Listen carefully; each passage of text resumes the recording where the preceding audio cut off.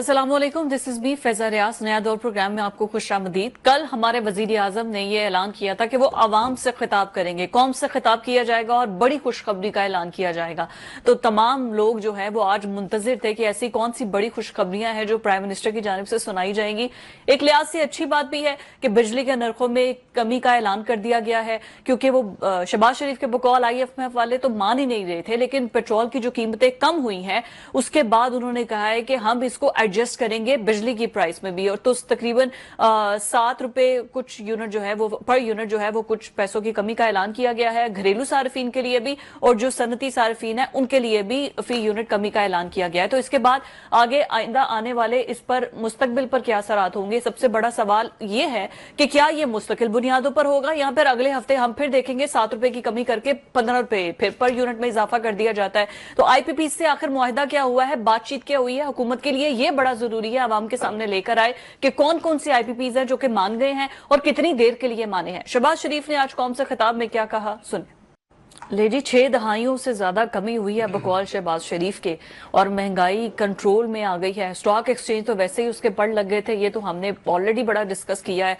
लेकिन अब जो है वो बिजली की जो कीमतों में कमी का ऐलान किया गया है, तो उसके बाद इकोनॉमी में फिर उन्होंने कहा है कि जो चाहते थे नाम लिए बगैर PTI वालों को कि मुल्क डिफॉल्ट हो जाए, और अब मुआहिदे को IMF से ब्रीच कर दिया, और बड़ी कोशिशें थी उनकी कि आइंदा आने वाली हुकूमत को बड़ा टफ टाइम मिले। तो अच्छी पॉलिसीज के साथ अब मुल्क जो है वो तरक्की की पर गामजन है। यही से आर्गुमेंट्स का आगाज करते हैं। इस्सा राना साहब, जुल्फिकार राज साहब मेरे साथ मौजूद है। राज साहब, टोटल मिला के तकरीबन कोई घरेलू सार्फिन और जो सनती सार्फिन है मिला के को 15 रुपए में साथ उसके अगर कर ले 7 रुपए कुछ पैसे यूनिट है, 15 रुपए तो सिर्फ कमी का ऐलान किया है। तो इसके लिए कौम से खिताब करना और इतना बड़ा मतलब वाजे मुझे तो नहीं समझ आई। सिर्फ वैसे ही ऐलान कर देते जैसे पेट्रोल की कीमतों का करते। फिजा, आपकी तरह और भी मेरे कई दोस्तों को कोई समझ नहीं आई, लेकिन समझने वाले समझ गए हैं कि प्राइम मिनिस्टर ने मैसेज दिया है। किसको मैसेज दिया है? और रियासतें और मुल्क जो है और हुकूमतें मैसेज दिया करती हैं ऐसे पॉजिटिव, और वो पॉजिटिव मैसेज जहां पे जा रहे होते हैं वो प्रॉपर उसका रिस्पॉन्ड कर रहे होते हैं। मिसाल के तौर पर आज प्राइम मिनिस्टर ने जो बात की, बिजनेस कम्युनिटी को इससे एक कॉन्फिडेंस मिला, पूरी दुनिया को एक मैसेज मिला, और पाकिस्तान के अंदर वो तबका जो रोजाना की बुनियाद पे ये प्रोपेगेंडा कर रहा था कि पाकिस्तान तौबा इस्तग़फ़ार डिफॉल्ट होने जा रहा है, पाकिस्तान खड़ा नहीं हो सकता, पाकिस्तान आगे नहीं बढ़ सकता, तो आज उन सबको एक मैसेज मिला कि IMF के साथ नेगोशिएशन के बावजूद, IMF के साथ प्रोग्राम चलने के बावजूद पाकिस्तान जो बिलों में रोजाना की बुनियाद पे इजाफा होता रहा उसमें कमी भी कर सकता है। तो आज की जो कमी है ये एक रीजनेबल, मैं समझता हूं कि कमी है। इससे आम सार्फिन को बहुत फर्क पड़ा है, और उनको एक, मैं समझता हूं, ताज़ा हवा का एक झोंका है।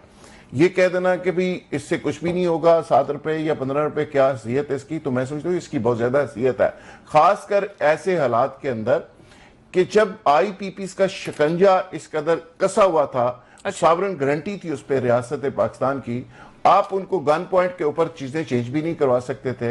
तो आपको क्या करना पड़ा कि नेगोशिएशन में जाना पड़ा, कहीं पे समझाना पड़ा, कहीं पे थोड़ी बहुत सख्ती भी करनी पड़ी, क्योंकि जो साहिबान नहीं समझ रहे थे उनको समझाया गया।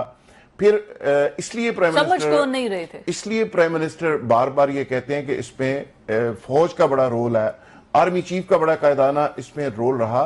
तो मैं इसलिए उनको क्रेडिट दूंगा कि इसमें सिपहसालार भी ऑन बोर्ड रहे, और इस पे अदारों ने दिन रात काम किया, ठीक हो गया। और बहुत सारे ऐसे IPPs के जो मालकान थे उनको समझाया गया, और जो खासकर पाकिस्तानी IPPs थे और जो हम ऑन करते थे उनको समझाया गया। जहां पे सॉवरेन गारंटी का इशू नहीं था उनको समझाया गया, सही है। और जो डॉलर्स के अंदर अदायगी हम दे रहे थे उसको एडजस्ट किया गया। तो मजबूरी तौर पे देखें कि IPP से 3,696 अरब रुपए का आपको फर्क पड़ा। ये बड़ी रीजनेबल अमाउंट है, 3,696 अरब रुपए। जी जी। इसी तरह जो गर्दशी कर्जे हैं वो 2,393 अरब रुपए के जो गर्दशी कर्जे हैं, प्राइम मिनिस्टर ने कहा वो भी खत्म हो जाएंगे। आज कुछ 350 बिजनेसमैन बैठे हुए थे उस प्रेस कॉन्फ्रेंस में जहां पे प्राइम मिनिस्टर ये बात कर रहे थे। तो बिजनेसमैन ने इसका मतलब इत्मीनान का इजहार किया, पूरी दुनिया में एक सिग्नल और पॉजिटिव मैसेज किया कि पाकिस्तान एक एटमी मुल्क है और पाकिस्तान आगे बढ़ रहा है। इसके बावजूद कि कुछ लोग बहुत प्रोपेगेंडा करते रहे, कुछ लोग बहुत बेबुनियाद बातें करते रहे और उनका सोशल मीडिया भी लगा रहा, ठीक हो लेकिन गया इसके बावजूद पाकिस्तान आगे बढ़ रहा राज है। साहब, ठीक हो गया। राणा साहब, आपके लिए नहीं था, वो किसी और को कह रहे थे। जो प्रोपेगेंडा वाली बात थी वो आपके लिए बिल्कुल नहीं, नहीं थी। नहीं वो समझ रहे हैं, मैंने तो किसी और को कहा। गर्दिशी कर्जा, ये वैसे अच्छी बात है कि पहले भी 2018 के टाइम पे भी सिर्फ नून लीग की गवर्नमेंट थी जिसने गर्दिशी कर्जा सिफर कर दिया था, और अब भी शहबाज शरीफ कह रहे हैं बंदोबस्त हो गया गर्दिशी कर्जे का। अच्छी बात है ये तो। ये मैंने ना दोपहर से अपने घर के सारे बल्ब, सारे पंखे, सारे एसी सब चला दिए। क्यों? भाई पे 7 रुपए की बचत हो रही है। मैंने कहा भाई मौका है, इसे एंजॉय कर लो।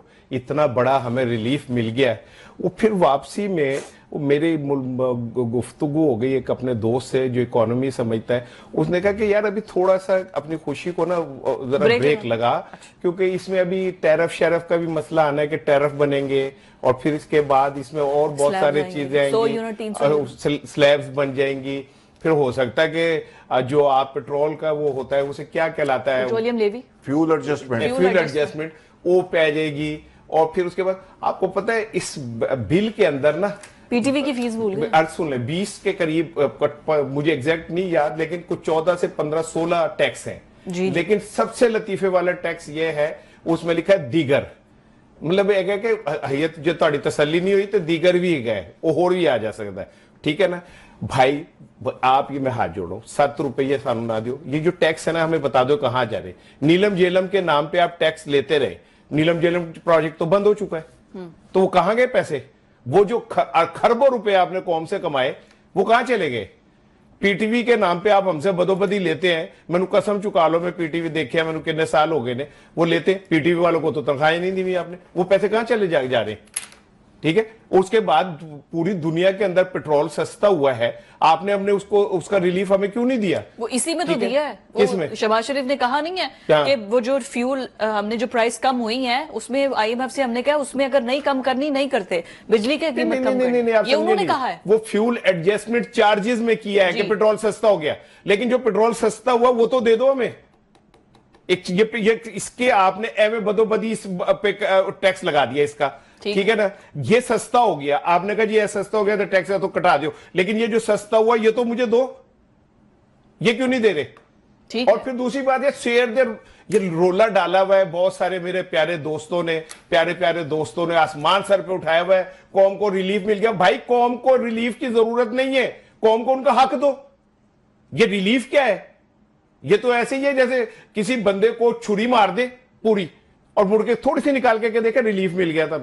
और भाई छुरी मारी हुई है तुमने। अब से 3 साल पहले यही यूनिट जो था 14 रुपए 15 रुपए का था, आज आपने 60 रुपए कर दिया। 60 चो 6 काट के क्या रिलीफ दे दिया?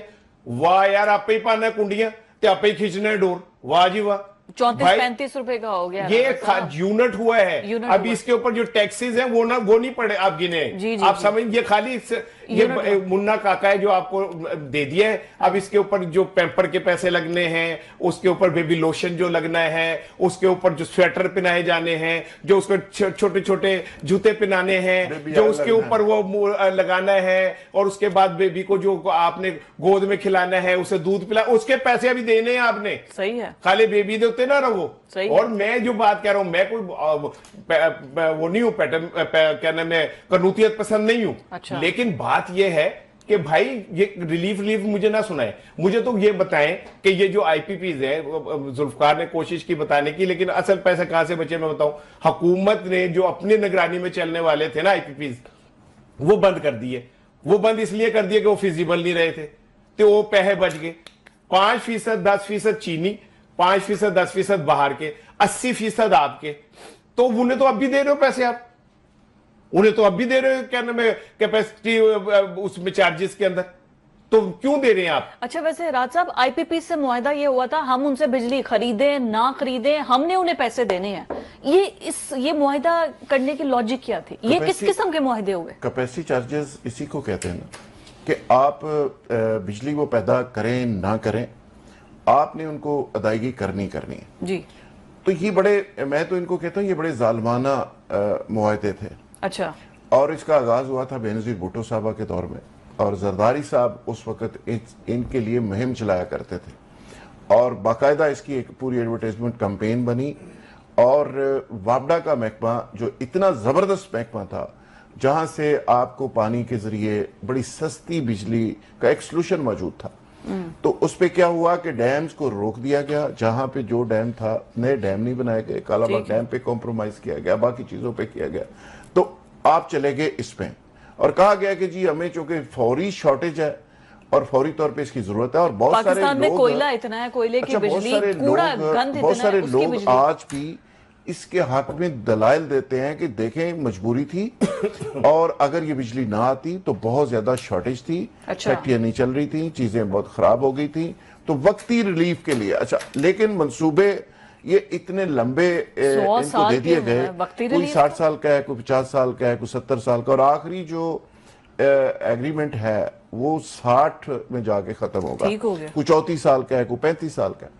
तो ये इस तरह बड़े तवील और मुद्दती ये मुआहदे थे और बड़े इनकी कंडीशंस बड़ी जालमाना थी, और रियासती इसमें जाहिर है एक जमानत थी। और आपको रेकोडेक का केस भी याद होगा कि उसमें हमने थोड़ी सी गड़बड़ की और वो आलमी अदालत में चले गए और आज तक हम उसको सेटल कर रहे हैं। हाँ जी। तो ये इसमें तो कोई शक नहीं, इसको कोई डिफेंड नहीं कर सकता कि ये मुआहदे बहुत अच्छे थे, लेकिन कुछ लोग दलाइल ये देते हैं कि जी उस वक्त बिजली की जरूरत थी और इसने बहुत काम किया, लेकिन इसको शॉर्ट टाइम के लिए करके आप अपने सस्ते सोल्यूशन में जा सकते थे। ठीक है, अपने जो मसाइल थे उस पर आपने काम नहीं किया, आपने टोटल इस पे डिपेंड किया और उसका अभी आज कौम पूरी भुगत रही है। और इसकी वजह से आपकी इंडस्ट्री बैठी है कि इंडस्ट्री को इतनी महंगी बिजली आप देते हैं। और चाइना में क्यों प्रोडक्शन हो रही है पूरी दुनिया की, कि वहां पे सस्ती प्रोडक्शन है। अरे चाइना छोड़े, इंडिया साथ है, छोटे छोटे डैम, इंडिया है, बांग्लादेश है, बांग्लादेश है।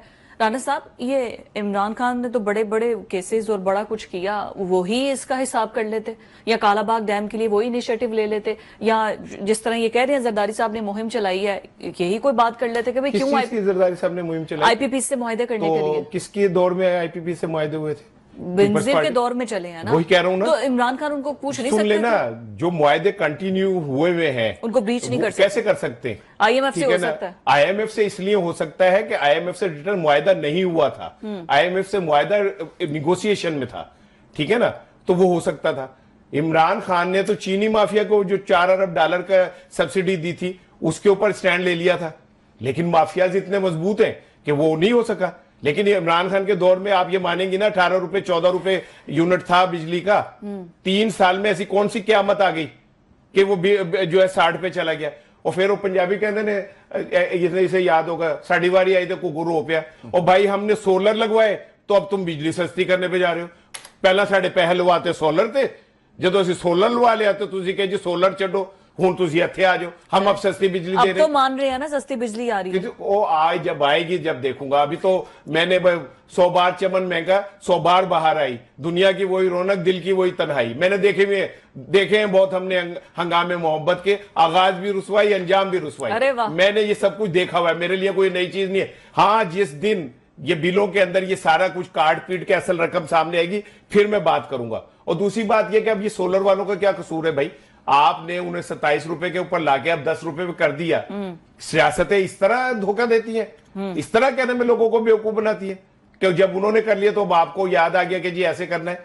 और दूसरी बात यह कि ये जो आर्मी चीफ साहब का बड़ा इसमें रोल है, और अगर रोल है तो उन्हीं का ही है। सच्ची बात बताऊं मैं आपको, अच्छा। कि उन्हीं का रोल था, जो उन्होंने ये अपने तौर पे ये सारा कुछ किया। और उन्होंने नहीं बल्कि जमाते इस्लामी ने एक उसमें सामने खड़े होने के फेस का किरदार अदा किया। वो बाहर निकले और उन्होंने निकल कर, ताकि एक माहौल बने। फिर वो जो आपके वजीर वो थे जो अब निगरान काबीना में थे, गौहर साहब, उन्होंने फिर रोलर डाला।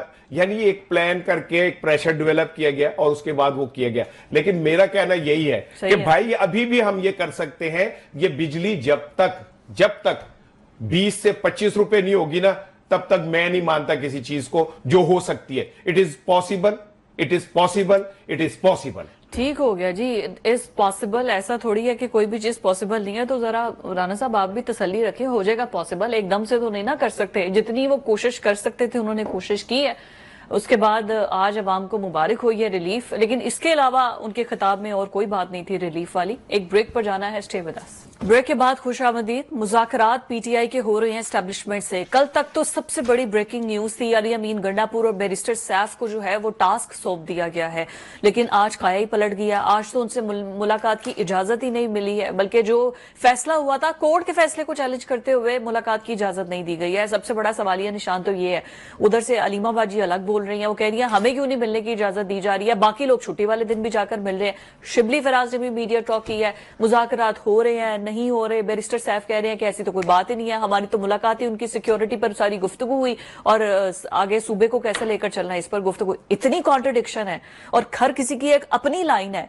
शिबली फराज की गुफ्तगू सुने। ठीक हो गया, सजा का तयन भी करें। राना साहब ये बताइए कि बात तो ठीक है जब जजेस के फैसले हैं और फैसलों पर अमल दरामद ही नहीं हो रहा, ये पॉइंट स्कोरिंग किया मीडिया पे आके कह देना हमें जाए ना। आधे से ज्यादा पार्टी में तो वकील है, जाके चैलेंज करें कि तौहीन अदालत हुई है, बुलाएं इनको, सुप्रिंटेंडेंट को बुलाएं, जिनकी मुलाकात हुई है उनको बुलाएं, क्यों नहीं मिलने दे रहे? तो अगर वो नहीं जाएंगे तो अदलिया रिएक्शन नहीं देगी। जज को अपने फैसलों के ऊपर अगर अमल नहीं हो रहा तो जज को कोई जाके बताएगा कि जी नहीं हो रहा। पूरी दुनिया को पता है, सुबह से लेके शाम तक चैनल के ऊपर शोर मचा हुआ है, तो जज साहबान को जाके दरखास्त देंगे तो रिएक्ट करेंगे। हो सकता है ना उनके देखा फैसले उन्होंने खबरें हैं, हो सकता है उन्होंने खबरें ना सुनी हो, उनको ना पता हो। अच्छा वो मतलब बिल्कुल कट ऑफ हो गए सोसाइटी से, कुड भी पॉसिबल, ठीक है ना। अच्छा नीचे एहलकार भी नहीं है कि वो अखबार नहीं पढ़ते। नहीं वो अब वो उस दौर की बात कर रहे हैं जब जजेस साहिबान के घर भी सोसाइटी से अलग होते थे। आपको पता है एक दौर था जब जजेस के घर सोसाइटी के अंदर नहीं होते थे, हटके होते थे, आइसोलेशन में होते थे वो लोग, किसी तकलीफ में नहीं जाते थे। आज के जो जज है वो तो माशाल्लाह उनके तो व्यूवरशिप टिकटॉक के ऊपर जो है वो किसी से कम नहीं है। तो ये कौन सा यार वो तरीका है? एक सुप्रीडेंट जेल मुसलसल ना स्पीकर उनके खिलाफ कोई एक्शन ले रहे, स्पीकर साहब के प्रोडक्शन ऑर्डर वो हवा में उठा के फेंक देता है, कोई उस पर वो नहीं करता। जुडिशरी को मानने से लार्जर बेंच का फैसला है, जी जी लार्जर बेंच का ये फैसला है, कोई छोटा फैसला नहीं है। आपने पूरे लार्जर बेंच को उठा के उन्होंने कहा ये कोई मसला ही नहीं है, मैं नहीं मानता। दरख्वास्त देने में क्या जाता है? दरखास्त दे दी हुई है, दरखास्त तो मेरे ख्याल है वो क्या नाम है, जिस दिन इन्होंने इनकार किया था इससे पहले तो अगले दिन दे दी थी। असल बात यह कि जब अल्लाह माफ करे, मेरे अल्लाह मुझे माफ करे, मैं नहीं कह रहा, लेकिन जब अदालतें अपना वकार खो दें और वो ये साबित कर दें कि वो एक पपिट्स है, मैं नहीं कह रहा, ये शिबली फराज ने कहा है, मैं क्यों कहूं, अल्लाह माफ करे, लेकिन ये कि शिबली फराज साहब ये कह रहे हैं तो मैं तो इस बात पे सोचने पे मजबूर हो गया हूं कि यार इतने सख्त जुमले शिबली फराज साहब कह रहे हैं कि हमारे जजेस को अगर अपनी अदलिया के वकार का ही नहीं अंदाजा, और एक लार्जर बेंच फैसला कर रहा है और एक ग्रेड 18 का अफसर जो है उसे हवा में उठा के ऐसे फेंक रहा है, तो फिर हमें सोचना पड़ेगा कि इस मुल्क के अंदर अदालतें, अदलिया, इंसाफ है भी या नहीं है, या ये क्वेश्चन मार्क है। ठीक हो गया, अदलिया और इंसाफ और है भी या नहीं है, लार्जर बेंच ने फैसला दे दिया और अब क्या वो खुद उठा के इनको मिलाने चले जाएं जजेस? उन्होंने जितनी हद तक उन फैसले दे सकते तो दे दिए। राज साहब ये बताइए कि ये बैरिस्टर सैफ तो कह रहे हैं कि कोई मुलाकात ही नहीं, हमने तो कोई मुज़ाकरात पे बात की नहीं, कोई मुज़ाकरात वाली ऐसी कोई बात ही नहीं है, कहानी कुछ और है। तो फिर ये मुज़ाकरात कौन कर रहा है, किससे कर रहा है, हो भी रहे हैं या नहीं? देखिए मैंने तो कल भी डिनाई किया था और आपको याद होगा मैंने कहा था कि जब तक अलीमा खान ये बात नहीं करती और ये सारी बातें उस वक्त तक इसका कोई सिर पैर कोई इसका मतलब ही नहीं है। जहां तक बात है कि पीटीआई का अंदर क्या हो रहा है, आज शिबली साहब ने क्या कहा, जुनैद अकबर साहब क्या कह रहे हैं या बाकी हजरात क्या कह रहे हैं, यूं बोले हैं। पीटीआई बुनियादी तौर पे फिजा कंफ्यूज भी है, लीडरलेस भी है, थोड़ी डायरेक्शनलेस भी है। लीडर जो उनके हैं जिनको वर्कर्स मानते हैं वो जेल के अंदर है, उनके बगैर कोई फैसला नहीं होता। बाहर जितने लोग हैं उन बेचारों का एक रबड़ स्टैंप के अलावा उन बेचारों का कोई रोल ही नहीं। वो जो भी बाहर से चीज करते हैं वो अंदर से वीटो हो जाती है। हुकूमत ने भी तो तंग किया हुआ है, मुलाकात क्यों नहीं करने दे रहे? उस पे ये है कि हुकूमत तो जो कर रही है वो कर ही रही है, लेकिन जो पीटीआई के अंदर है, जो अंदर साहब बैठे हैं, उनको खुद भी नहीं पता कि वो कहां कहां बिक रहे हैं। वकील हजरात करोड़ों रुपए उनके नाम पे अलग से बना रहे हैं, टिक टाकर अलग से करोड़पति हो गए उनके नाम के ऊपर, और जो बाहर हजरात बैठे हैं मोस्टली उसमें कॉम्प्रोमाइज्ड हैं। बुशरा बीबी की और अलीमा खान की लड़ाई अलग से है। अब तो बुशरा बीबी खामोश, अब कहां मरवत साहब अलग से बेचारे परेशान फिर रहे हैं। हमाद साहब जो पंजाब के प्रेसिडेंट थे अब आजम स्वाति साहब मिले हैं और बाहर निकल कर उन्होंने मीडिया टॉक की है, 3-4 बंदे उन्होंने उत्ते बह के फायर करता है, उन्होंने कहा जी उन्होंने कहा इन्हें भी कर दो, इन्हें भी कर दो, इन्हें भी कर दो। ये एक बहुत बड़ा अलमिया है पीटीआई का। इससे पहले भी ऐसे ही होता था कि जब वो कंटेनर के ऊपर 126 दिन का धरना था, जो सिगरेट की पन्नी के ऊपर पन्नी होती है ना, एक कागज होता है, उसके ऊपर लिख के दे देते थे ना, वो खान साहब वो अनाउंस कर देते थे, पूछते ही नहीं थे, वेरीफाई नहीं करते थे। अब जो साहब जाते हैं वो नया संदेशा अंदर से लेके बाहर आ जाते हैं और वो आके अपनी कहानी सुना देते हैं। अब देखिए ये अली मीन गंडापुर साहब गए, करने तो दें, अली मीन गंडापुर साहब की हुई है ना मुलाकात, उस मुलाकात पे भी अलीमा खान को इतराज है। अब प्रॉब्लम यह है कि जो मिल लेता है उसको कहते हैं ये गद्दार है कि जी ये मिला कैसे है, इसको इजाजत किसने दिया? वो भाई वो बेचारा पता नहीं कितनी मुश्किलात से जाके मिला। बैरिस्टर साहब भी बुरा हो गया, अली मीन गंडापुर भी गद्दार हो गया। अलीमा खान कहती है जी मुझे नहीं मिलने दिया जा रहा, तो जो मिल रहा है वो सारे गद्दार है। सही है। अब पार्टी के अंदर ये अजीबोगरीब सिचुएशन है, हर शख्स दूसरे को गद्दारी का सर्टिफिकेट दे रहा है और हर शख्स दूसरे को कह रहा है कि ये सिंसियर नहीं है, मैं सिंसियर हूं। इन हालात के अंदर पीटीआई को किसी दुश्मन की जरूरत नहीं, वो खुद ही सबसे बड़े एक दूसरे के दुश्मन है, खुद ही दस्तों गिरबान हुए हैं और आज गवर्नमेंट को टफ टाइम वो नहीं दे पा रहे, फेयर इनफ एहतजाज वो कर नहीं पा रहे। सोशल मीडिया के अंदर बस लड़ाई, एक इनकलाब चलता है, व्हाट्सएप से स्टार्ट होता है, फेसबुक पे जाता है और ट्विटर पे खत्म हो जाता है। अमेरिका से आस उम्मीद है, वो पता नहीं कब पूरी होगी। ठीक हो गया। राणा साहब, अभी अगर लेट्स सपोज हाइपोथेटिकली, अब बैरिस्टर साहब ने तो डिनाई कर दिया, आप भी कह रहे थे मुलाकात कर रहे हैं, कोई मुज़ाकरात तय पा रहे हैं, अगर हाइपोथेटिकली समझ लिया जाए, लेट्स अज्यूम कि वाकई मुज़ाकरात हो रहे हैं और कोई मतलब टर्म्स एंड कंडीशंस क्या होंगी? अगर तो 9 मई पे इमरान खान माफी मांगे, सबसे बड़ा मुतालबा तो यही है ना, फिर ना माने तो फिर कौम का वक्त ही जाया हुआ ना। हाँ ठीक है, तो क्या कहा है बैरिस्टर सैफ ने, क्या कहा है कि मैंने क्या किया, मुलाकात किस लिए की है? वो कह रहे मैंने तो सिक्योरिटी के इशू पे बात की है, मैंने तो इमरान खान ने उन्हें बताया कि फला सरहद पे इतने बंदे खड़े कर दो, फला सरहद पे जो केपीके के अंदर दहशतगर्दी कार्रवाइयां हो रही हैं, इमरान खान ने उन्हें बताया कि पुलिस की पोजीशन ये होनी चाहिए और खंदक ऐसे खुदनी चाहिए और आईजी को बाहर खड़े, क्या अहमकाना सी बात है। 1.5 घंटे सुने, 1.5 घंटा मिला है वो, ढाई और सुन ले, ये दुनिया का अनोखा वाकया है जिसमें मुशीर वजीर आला से पहले मिला जाके अकेला। वजीर आला बाहर बैठा था और वो अंदर बैठे थे और बैरिस्टर साहब का किसे नहीं पता कि वो बेसिकली कहां, मतलब किन के साथ खड़े थे माजी से लेके अब तक।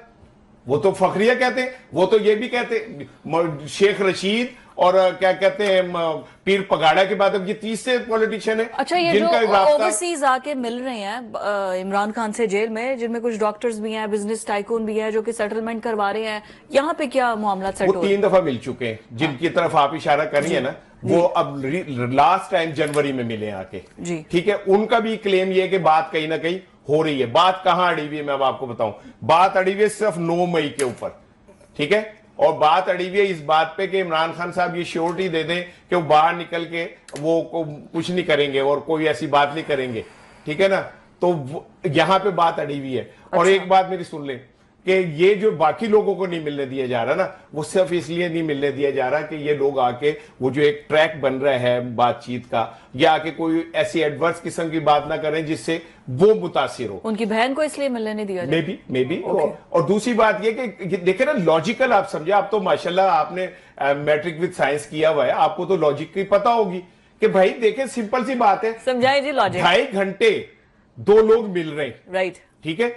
10 दिन पहले मैंने अपने इस प्रोग्राम में आपसे कहा कि जी गंडापुर साहब इस्लामाबाद में और उनकी कुछ लोगों से मुलाकात हुई है शख्सियत से, अब वो इमरान खान से मिलेंगे जाके। उससे पहले जाके वो बाबर एवान साहब मिल के आए और जाके कुछ चीजें बता के आए कि ये सिचुएशन है।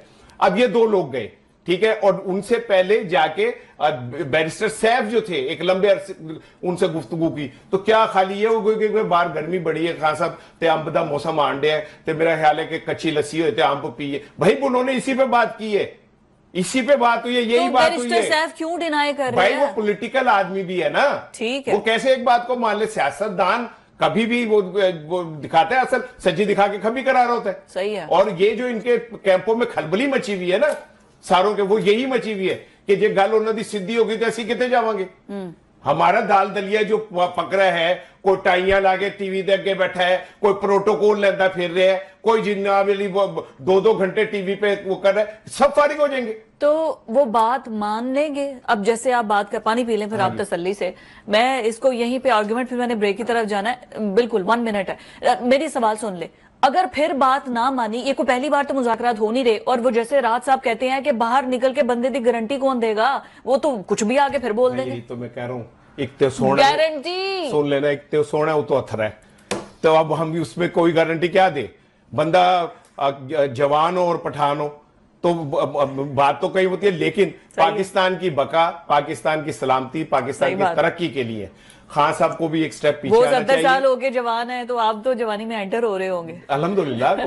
लेकिन मैं जो कह रहा हूँ कि पाकिस्तान की बेहतरी के लिए जी हमें अपने अनाओं से बाहर निकलना चाहिए। खान साहब को भी कोई रास्ता ऐसा निकालना चाहिए जिससे सियासी इस्तेहकाम आए और पाकिस्तान आगे बढ़े। ले जी, ठीक हो गया, पाकिस्तान आगे बढ़े। अब लेट्स सी मुज़ाकरात में अगली गेम होती क्या है। मुझे जाना है ब्रेक पर, स्टे विद अस। मुल्की हालात और सियासी हालात तो हमारे वैसे ही खराब हैं, अब उल्टा हम पर एक और चीज जो आ रहा है, दबाव आ रहा है, वो ये आ रहा है जी, डोनाल्ड ट्रंप, उन्होंने, खैर पाकिस्तान नहीं, उन्होंने तो दुनिया भर के तकरीबन तमाम ममालिक के ऊपर टैरिफ अलग लगा दिए हैं। फिर उन्होंने मोदी की तारीफ भी की है कि वो प्राइम मिनिस्टर मेरे दोस्त है, लेकिन फिर भी उन पर भी टैरिफ लगेगा। पाकिस्तान के ऊपर तकरीबन कोई 38, बांग्लादेश पर 38% है, 26% पाकिस्तान पर लगेगा, क्योंकि पाकिस्तान के टोटल जो हुजूम है इन दोनों पाकिस्तान और अमेरिका की $7 अरब का है, जिसमें से 5 अरब की चीजें हम जो है वो इंपोर्ट करते हैं और सिर्फ 2 अरब की हम उनको देते हैं, और उस पर भी अब टैरिफ अमेरिका की जानिब से बढ़ा दिया गया है। बांग्लादेश, इंडिया पे, चाइना पे जितना भी लगा है उस पर फर्क नहीं पड़ता, हम पे ज्यादा फर्क पड़ता है कि हम पाकिस्तान वैसे ही देरीना, उनको हम पकड़ पकड़ के तालिबान दे रहे हैं और उल्टा वो हमें आगे रिटर्न में ये दे रहे हैं। तो इसी पर गुफ्तगू करते हैं। राज साहब, इस पर भी कमेंट कीजिएगा कि पाकिस्तान के लिए आगे कितने चैलेंज होगा, और दूसरा जो लास्ट ब्रेक से पहले हम डिस्कस कर रहे थे, मैं चाहूंगी उस पर भी आप कंक्लूडिंग एक रिमार्क दे दें इमरान खान वाले इशू। अच्छा, उस पर तो सिर्फ इतना है कि जैसे राना साहब ने बात की है ना कि जी उस पर इशू ये है कि 9 मई का इशू है। मेरा ख्याल है कि उसमें 9 मई के साथ साथ जो असल सबसे बड़ा इशू है वो ये है कि 9 मई के ऊपर तो पीटीआई मशरूत तौर पे तैयार हो गई है कि जी हम उस पर माजरत करेंगे, लेकिन तरीके सलीके से हम कर देंगे। लेकिन असल चीज ये है कि पीटीआई का स्टॉन्स ये है कि 6 महीने में आप इलेक्शन में चले जाएं और सारे केसेस खत्म कर दें और फेयर एंड फ्री इलेक्शन करवा दें, और उसमें फलां लोगों की एक अथॉरिटी हो और इस तरह की एक टेक्नोक्रेट गवर्नमेंट हो, और उसके ऊपर भी हमें ऑन बोर्ड रखा जाए।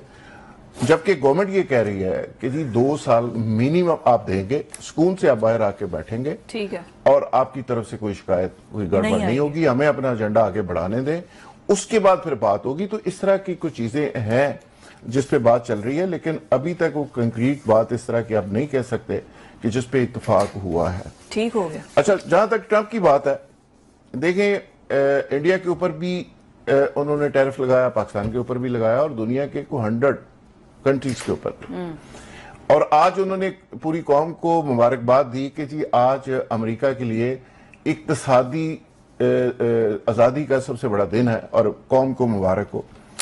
तो वहां पे ट्रंप को समझने की जरूरत है कि ट्रंप कर क्या रहा है। ट्रंप बेसिकली एक नेशनलिस्ट के तौर पे उभर के सामने आया, एक नेशनलिस्ट लीडर के तौर पे जो बात करता है अमरीकी सरजमीन की, बात करता है अमरीकियों की, और जो बाहर से लोग आए हुए हैं कभी उनको निकालने की बात करता है, कभी रोकने की बात करता है, कभी वीजे खत्म करने की बात करता है, कभी बाहर से आने वाले लोगों को रोकने की बात करता है, कभी सरहद के ऊपर वो उसको कवर करने की बात करता है। तो वो बुनियादी तौर पे हमदर्दियां ले रहा है उन लोगों से जिनसे उसको वोट मिले हैं, और यही उसका पहले दिन का स्टांस था, अमेरिका फर्स्ट। अच्छा, अब सिचुएशन ये है कि मोदी उसका दोस्त बन गया। मोदी वो था जिसका कभी अमेरिका के अंदर दाखिला ही बंद था। तो ये जो टैरिफ पूरी दुनिया के ऊपर लग रहा है, इस पे अमेरिका को फायदा कितना होगा, नुकसान कितना होगा, ये आने वाले दिनों में सारी कहानी सामने आ जाएगी। लेकिन इसमें एक मैसेज और एक अपॉर्चुनिटी भी है। कहते हैं ना, क्राइसिस के अंदर से भी एक अपॉर्चुनिटी निकलती है। पाकिस्तान के लिए भी एक अपॉर्चुनिटी है। जैसे ईरान ने आइसोलेशन के अंदर जिंदा रहना सीख लिया, तो इस तरह पाकिस्तान के लिए भी इस पे एक अपॉर्चुनिटी है कि अगर वो टैरिफ लगा रहा है तो आप यार अपने घर से चीजें पैदा करनी शुरू कर दें। आप खुद अपनी फैक्ट्रियों को रिवाइव करें, अपनी प्रोडक्शन करें, बिजली सस्ती करें, हालात ऐसे पैदा कर दें कि ये चीजें आपको आपके लिए मैटर ना करें। ठीक हो गया। तो बाकी रह गया ट्रंप मेरे ख्याल में कि एक बड़े एजेंडे के ऊपर है। एलन मस्क तो उनसे अलग हो गया रिजाइन करके, आगे चल के ईरान को भी वो धमकियां दे रहे हैं। तो मेरा ख्याल है ये टैरिफ शेरिफ से बहुत आगे का एजेंडा है ट्रंप का, और आने वाले दिनों में मेरा ख्याल है कि दुनिया के लिए कुछ बड़ी खबरें होंगी। कुछ ईरान के ऊपर हमले का भी प्लान बना रहे हैं, धमकियां शमकियां दे रहे हैं। तो ट्रंप साहब आने वाले दिनों में दुनिया को खासा परेशान करेंगे, खासा परेशान करेंगे। कहते ना को खड्डा ना को जंप, डोनाल्ड ट्रंप, लेकिन खड्डे शड्डे काफी होंगे। राना साहब ये देख लें, एक तरफ ये देखें कि हमारे यहाँ पर टैरिफ लग रहा है, दूसरा अमेरिका से ही आए लोग मुकमका यहाँ पर करवा रहे हैं, कुछ डॉक्टर्स, ये तनवीर अहमद और ये बाकी लोग आए हैं, इमरान खान से मुलाकातें भी कर रहे हैं, वही लोग आके करवा रहे हैं। कांग्रेसमैन भी आ रहे हैं। तो ये कल हमने ये डिस्कस भी किया था, ठीक है। तो अब वही लोग मुकमका भी करा रहे हैं, वही हमारा टैरिफ भी बढ़ा रहे हैं। पहले तो जुल्फकार आज की मैं इस बात को, ये जो पीटीआई ने कहा है ना कि जी फेयर एंड फ्री इलेक्शन होने चाहिए, तो हुकूमत ये बात मान गई। उन्होंने कहा कि जी इसके गवाह जामिन काजी फायज ईसा और राजा सिकंदर हो गए उनकी निगरानी में फेयर एंड फ्री इलेक्शन होंगे। सही है। उन्होंने कहा जी साढ़े 2 सब तो मौतबिर लोग ने ये गारंटी देते हैं कि फेयर एंड फ्री इलेक्शन होंगे, आप टेंशन ना लें। और उन्होंने मान भी ली बात, पीटीआई ने मान भी लिए, और उन्होंने कहा कि फिर अच्छी ना ही समझिए था, मतलब ठीक है। अब आ जाए ट्रंप की तरफ। अच्छा, अगर ये ट्रंप के इकदाम इतने जो जैसे बताया जा रहा है ना, तो आज तो अमेरिका की स्टॉक मार्केट क्रैश कर गई है ऊपर जाने के बजाय। उसे तो आज पाकिस्तानियों से टिप्स लेने चाहिए, हमारी ऊपर जा रही है। हाँ, वो हमारी तो इतनी ऊपर चली गई कि वो बेचारे परिंदे टकरा रहे हैं उनसे जाके ठीक है ना। लेकिन असल चीज ये है कि हमें कोई ऐसा फर्क नहीं पड़ेगा, आप ध्यान में रखें, ठीक है। उसकी रीजन ये है कि अभी वहां पे जैसे ये बिजली की कीमतों का है ना, अभी वहां पे भी कुछ टैरिफ वैरफ आगे पीछे होने हैं, कुछ उनकी कंपनियों को कुछ 7-8% उन्होंने कंज्यूम करना है, कुछ इन्होंने करना है। इस तरह की कोई सिचुएशन बनने जा रही है। ये मेरी तो चूंकि मैंने साइंस में वो आर्ट्स पढ़ा है ना, तो मेरी ये बहुत मजबूत है इकोनॉमिक्स साइंस वालों से। हाँ, तो इकोनॉमिक्स मैंने पढ़ा है, तो मैं खाने बेहतरीन बनाता हूँ ना। को ऐसे थोड़ी है कि मुझे खाने में आ जाते, इकोनॉमिक्स की वजह से आते। अच्छा, अब ये सुन लें, अमेरिका जो है आने वाले 1 माह के अंदर हमारे लिए बहुत सारे मसाइल खड़े करने जा रहे हैं। सही है, ठीक है। और अल्लाह ना करे वो जो डेमोक्रेटिक बिल है वो अगर किसी उसमें होता है तो वो पाकिस्तान को घेर रहे हैं। ईरान से पहले पाकिस्तान को उन्होंने किसी ना किसी तरह इस जगह पे लेके आना है कि पाकिस्तान या तो हाथ उठा के कहे कि जी आप लड़े, हम बीच में नहीं आएंगे, ठीक है, हम कहीं किसी को सपोर्ट नहीं देंगे, और या ये कि पाकिस्तान जो है सजा के लिए तैयार हो जाए। तो हम एक मुश्किल सूरत हाल में दाखिल होने जा रहे हैं जो ट्रंप कर रहा है। ये आपने एक तो ये हो गया, टैरिफ वाला हो गया, उसके बाद खैर उन्होंने जो पाकिस्तानियों को निकालना था अभी फिलहाल रोक दिया है। कुछ चीजें ऐसी भी वो कर रहे हैं जिससे हमें को थोड़ा सा हो, लेकिन बात वही आ गई। और भाई जो कौम, ये सुनिएगा, जब इंपोर्ट पे पाबंदी लगी ना ये निगरान हुकूमत में, अब लतीफा सुने आप, इंपोर्ट पे पाबंदी लगा दीजिए, कोई इंपोर्ट नहीं होगी।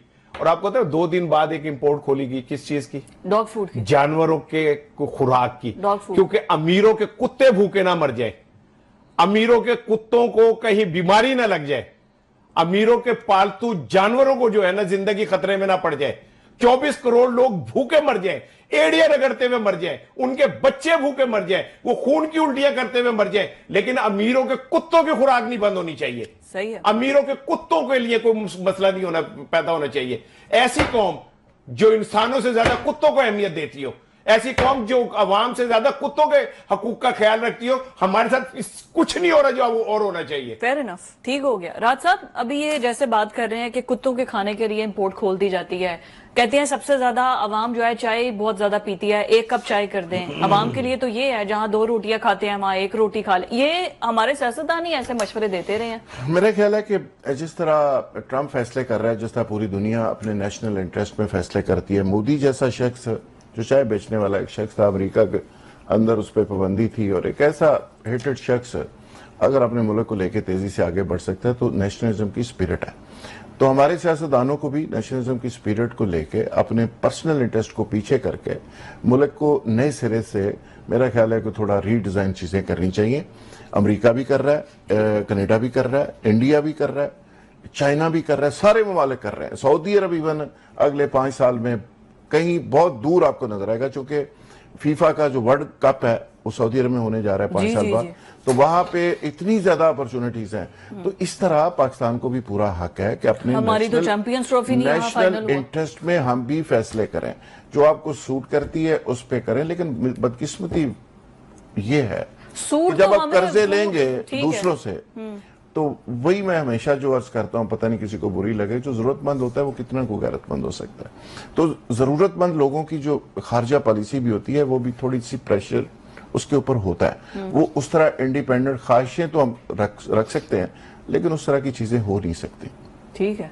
अच्छा राणा साहब ये बताइए, लग्जरी आइटम्स नहीं कर लो फिर क्या जी। राणा साहब ये बताएं, जो लग्जरी आइटम्स की हम बात कर रहे हैं, हाँ। हम यहाँ पर मेडिसिन तक के फॉर्मूलाज तक तो बाहर से इंपोर्ट कर रहे हैं, यहाँ पर मिक्सिंग करते हैं और उसको छाप के दे देते हैं। और मैदे की जो राइजिक जो हम यूज करते हैं वो तक वो ये गवर्नमेंट वाले आके कहते हैं कि आप लोग तो पता नहीं कितने अरब की वही खा गए हो। मैं ना एक छोटा सा मैदा ही खराब है यहाँ पे। मुख्तसर सी आपको बताऊं, मैं क्या? एक जापान में था, तो एक शर्ट खरीदनी थी मैं ना डिपार्टमेंटल स्टोर गया, मैंने उसे कहा यार मुझे ना बेहतरीन फाइनेस्ट कपड़े की शर्ट चाहिए। Made in Pakistan. सुने ना, उसने मुझे कहा जी ऊपर जाए, वो जो एक है ना वहां चले जाए, the finest shirt I asked him कि मुझे वो चाहिए। वहां जाके वो शर्ट ली मैंने, लेके जब मैं उसको पैसे देने लगा तो अचानक ऐसे मैंने टैग किया तो मेड इन पाकिस्तान। वाह। बिलीव यू मी कि मेरी आंखों में आंसू आ गए कि यार हम किसी से कम नहीं है। अगर हमें जज्बा तामीर हो, हम किसी से कम नहीं है। हमारा चावल वहां जाता है, उस पे इंडिया का ठप्पा लगता है, वो बिक जाता है। हमारा नमक जाता है, वहां पे इंडिया का ठप्पा लगता है, वो बिक जाता है। Yes. और तो हमारे हुक्मरान क्यों नहीं पैरा देते हमारी चीजों वहां पे? मेड इन पाकिस्तान लगे, हमारे हुक्मरान में इंडिया भेज देगा। वो हमारे हुक्मरानों में भी पता नहीं को क्या स्टैंपें लगी हुई, छोड़ दे। और आखिरी बात सुन ले, अमेरिका एडा किसी का सज्जन नहीं ना इंडिया का। अच्छा। आज अमेरिका में वो जो सिख खालिस्तान के को कत्ल किया गया था, आज वो रा का एजेंट उन्होंने पकड़ लिया है, उससे $15,000 भी रिकवर हो गए हैं। और इंडिया का चेहरा एक बार फिर बेनकाब हो गया है कि ये वो गुंडे हैं, ये वो दहशतगर्द हैं जो कहीं पे भी जाके दहशतगर्दी कर सकते हैं। कनाडा के अंदर भी उन्होंने की, उन्होंने अमेरिका में भी जाके की, लेकिन तगड़े लोग हैं ना वो, तो उन्होंने वहां की तो पकड़े गए। कमजोर मुल्क जो है वो खामोशी इख्तियार कर जाते हैं, कुछ भी हो जाए। नहीं, हम कुलभूषण को पकड़ा नहीं है, वो इंटरनेशनल कोर्ट ऑफ जस्टिस में गया है, फिर भी हमने छोड़ा, रिलीज किया। मैं आई अप्रिशिएट, तो मुझे फख्र है इस बात के ऊपर कि हमने नहीं छोड़ा उसे, और हमने उसको क्या कहते हैं सफारती वो भी फराहम किया, जिसमें बल्कि हमने मुलाकात करवाई थी उसकी। अभिनंदन को तो चाय पिला पिला के और हमने भेजे। वापस भेजा। हमें फख्र है कि हम अच्छे मेहमान नवाज हैं। सही है, ये मेहमान नवाजी वाली बात नहीं है राणा साहब, फिर आप बात को और तरफ ले जाते हैं। मुईशत पर वापस आते हैं। Tea was fantastic. ये बताइए राज साहब, अभी ये जो पाबंदियां लग रही हैं, अगर इसको कंक्लूड करें तो पाकिस्तानी आइटम्स पर तो वहां पर लग रही है, अमेरिका से जो हम लाएंगे जवाब में पाकिस्तान भी कुछ लगाएगा उन पर टैरिफ? देखिए जी, पाकिस्तान वो कहते हैं जी पाकिस्तान ऑलरेडी इतने टैक्सेस ले रहा है, उसके भी उन्होंने कैलकुलेशन दिया और उसके जवाब में उन्होंने कहा जी कि हम 29% टैरिफ लगा रहे हैं, पाकिस्तान इतना हमसे कमा रहा है। तो मेरा ख्याल है कि लग्जरी आइटम्स पाकिस्तान के अंदर वैसे ही बैन होनी चाहिए, आनी नहीं चाहिए। और अगर नहीं आएंगी एलीट क्लास के लिए तो फिर यहाँ पे कोई पैदा करेगा ना। तो मैं तो वैसे इसके हक में हूँ कि इम्पोर्ट बंद हो जानी चाहिए। और लग्जरी आइटम्स पे खासकर तो उस पर डॉलर भी बाहर जाता है आपका, और डॉलर आपको पता है बहुत बड़ा इशू है आपका। इम्पोर्ट आपने कम भी की है, एक्सपोर्ट बढ़नी चाहिए। एक्सपोर्ट बढ़ती है तो मुल्क आगे बढ़ता है। तो एक्सपोर्ट बढ़ेगी कब? जब फैक्ट्री चलेंगी। एक्सपोर्ट बढ़ेगी कब? जब आपके पास ब्रांड्स होंगे। एक्सपोर्ट तब बढ़ेगी जब आपका बिजनेस फ्लश एक मिनट यार, तो आप लग्जरी आइटम की कह रहे हो ना, और छोड़ो लग्जरी आइटम यार, $5 अरब की हम सिर्फ दालें मंगाते हैं, $4 अरब का खुर्दनी तेल मंगाते हैं। वो मुल्क है जो हम $10 अरब जो कौम दालों पे और ऑयल के ऊपर खर्चती हो, जो इस धरती से पैदा हो सकते हैं। 13 अरब डॉलर की इंपोर्ट है आपकी एग्रीकल्चर की। ये जो इसने शर्ट पहनी है ये कम से कम $5,000 की है जो इसने पहनी भी है, गरीबों के ऊपर बात कर रही है। सही है, ले जी यहीं पे। अब यहाँ आपका $10,000 का कोड है। नहीं, वो खुद बाहर से जाकर लेकर आए हैं, वो खुद डॉलर्स खर्च करके आपके लिए लेके आऊंगा। मैंने तो ये कोट मेरे साइज का अंग्रेज मरा था तो लिया था भाई, को मजाक सही हो नहीं गया। है। लड्डा जिंदाबाद राणा साहब, बिल्कुल ठीक है। स्पेशली वहां से इंपोर्ट होती है पाकिस्तान में कुछ रहने वाले। लेकिन यह है कि दुख होता है जब हमारा ब्रेन ड्रेन बाहर चला जाता है और हमारे सियासतदानों को कोई परवाह नहीं होती। आज के प्रोग्राम से इतना ही।